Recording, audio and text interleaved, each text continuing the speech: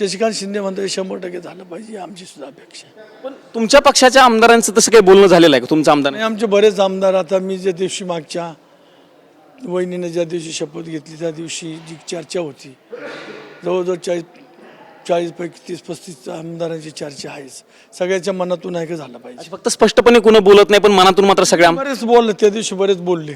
मकरंद पाटील आपल्या पुनर्वसन मंत्री, त्यांनी तर स्पष्ट सांगितलं काही झालं पाहिजे, झालं पाहिजे असं. विलनीकरण झालं पाहिजे. पण मला सांगा खोसकर साहेब, विलनीकरणच्या अनुषंगाने तुमची चर्चा होती, तुम्ही वहिनींशी तसं काय बोललेला आहात का किंवा तुमचा संवाद? आम्हाला बोलवलं, आम्ही बोलणार आहे ना या मंगळवारी, आम्हाला ते बोलणार आहे, बोलवणार आहे. आमदारांशी 1 to 1 जेव्हा संवाद होईल तेव्हा तुम्ही वहिनींच्या मी तर 100% बोलणार आहे, वहिनींच्या पुढे तुमची भूमिका मांडणार. मानणार. म्हणून प्रफुल्ल पटेल असतील किंवा सुनील तटकरे हे सध्या राज्यामधील प्रमुख असल्याचं बघायला मिळतं. भुजबळ साहेब आणि बाकीचेही नेते आहेत, पण या 2 प्रमुख नेत्यांची भूमिका विलनीकरण होऊ नये अशा पद्धतीची असल्याचं बोललं जाते किंवा त्यांच्या विधानं तशी येत आहेत. त्यांना आम्ही पण विनंत्या करणार आहे ना, अच्छा, आम्ही पण विनंत्या करणार आहे. आता एवढा मोठा लीडर गेला आमचा, सगळ्याला आम्हाला घेऊन चालणार आहे, पाठीमाग कोणतरी पाहिजे ना असं.